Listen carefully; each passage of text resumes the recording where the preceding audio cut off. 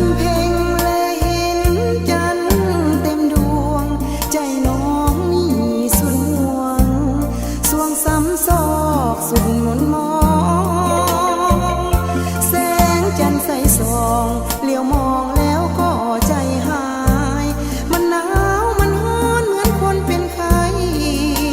เพราะใจเป็นห่วงสายตัดใจลงอายนั้นคงลืมสิ้นไปลงฟ้าลืมดินลืมรสลืมกลิ่นที่เคยสุขใจหากเราเคยซื่นทุกคืนน้องเศร้าอะไรจิตใจโหดหายสร้างทำลงได้มาเหมือนหัวใจได้ง่ายได้ ถ้าจะลืมก็ขอให้ฟังนี่ก่อนเพราะใจยังห่วงอาทรจึงร้องเพลงวอนเตือนใจอายมาลืมฮักที่เคยให้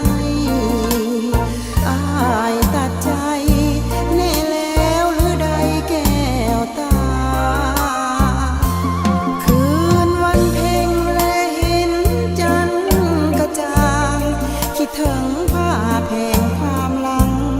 จนน้ำตาหลั่งดังสายทาราแสงจันทร์ใสส่องน้องคองคอยอายคืนมาเกิดเป็นคนแสนน้อยในคุณค่าเอาแต่น้ำตามาเป็นเพื่อนใจ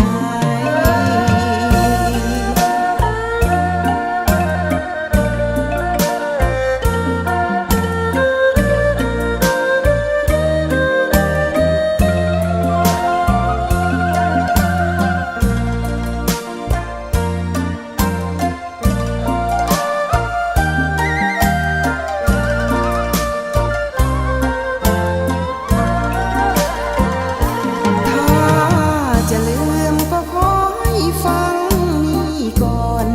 เพราะใจยังห่วงอาทรจึงร้องเพลงวอนเตือนใจอายมาลืมฮักที่เคยให้